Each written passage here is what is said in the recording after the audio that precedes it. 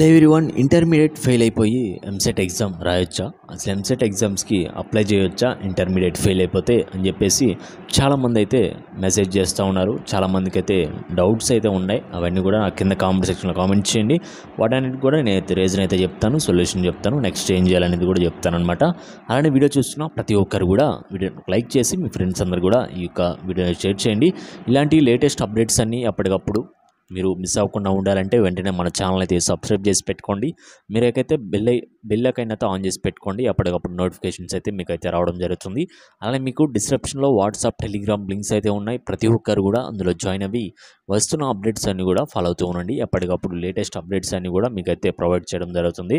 అలానే నెక్స్ట్ వచ్చేసి intermediate exams fail అయిపోయి ఎంసెట్కి అప్లై చేయొచ్చా అంటే దానికి ఆన్సర్ చెప్తాను.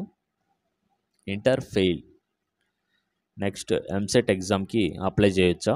ఎస్, చేయొచ్చండి. నెక్స్ట్ వచ్చేసి ఇప్పుడు ఇంటర్మీడియట్లో మీరు ఫస్ట్ ఇయర్లో లేదా సెకండ్ ఇయర్ వాళ్ళకి ఒక ఫస్ట్ ఇయర్ సబ్జెక్ట్స్ ఒక 2-3 సబ్జెక్ట్స్ మీకు ఫెయిల్ అయిపోయారు అనుకోండి.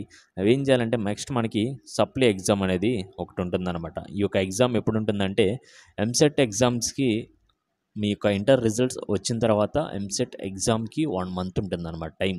ఈ 1 మంత్లో మీకు సప్లీ ఎగ్జామ్ డేట్ అయితే ఇచ్చేస్తారు. ఈలోపు మీరు సప్లీ ఎగ్జామ్స్ మీరైతే రాయాలి. ఎప్పుడు ఇంటర్మీడియట్ ఫెయిల్ అయిపోయినప్పుడు సప్లీ ఎగ్జామ్స్ రాసి మీరు ఎన్ని సబ్జెక్ట్స్ అయితే ఫెయిల్ అయ్యారో అన్ని సబ్జెక్ట్స్ కూడా ఈ యొక్క సప్లీ ఎగ్జామ్స్లో మీరైతే కంప్లీట్ చేసుకోవాలి. నెక్స్ట్ వచ్చేసి ఎంసెట్కి కూడా ఫస్టే అప్లై చేసుకోవచ్చా అంటే అప్లై చేసుకోవచ్చు. ఇప్పుడు 3-4 సబ్జెక్ట్స్ ఫెయిల్ అనుకోండి సెకండ్ ఇయర్లో, అవి అయినా కూడా మీరైతే ఎంసెట్కి అప్లై చేయొచ్చు. ఆ సబ్జెక్ట్స్ అన్నీ ఎప్పటిలోగా కంప్లీట్ చేయాలనుకుంటే సప్లీ ఎగ్జామ్లో మీరైతే కంప్లీట్ చేసుకోవాలి. అది ఎప్పుడు జరుగుతుందంటే మీకు డేట్స్ ఇస్తారు, అదొకసారి నేను అనౌన్స్ చేస్తాను ఆ టైంలో. అండ్ లేటెస్ట్ అప్డేట్స్ అని మిస్ అవ్వకుండా ఉండాలంటే వాట్సాప్, టెలిగ్రామ్లో జాయిన్ అవ్వండి. అందులో కూడా మీకైతే అప్డేట్స్ అయితే ఇస్తానన్నమాట.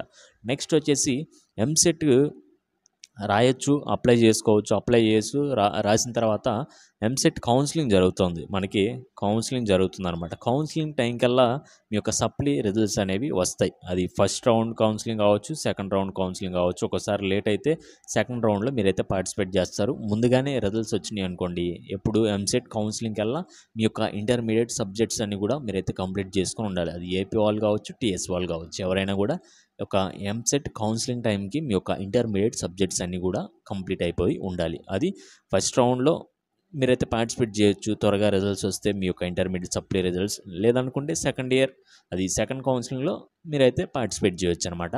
అవి ఎలా చేయాలి ఏంటి అనేది అప్పటికప్పుడు అప్డేట్స్ వస్తాయి. మన ఛానల్లో కంప్లీట్ గైడెన్స్ ఇస్తాను ఎంసెట్ సంబంధించి.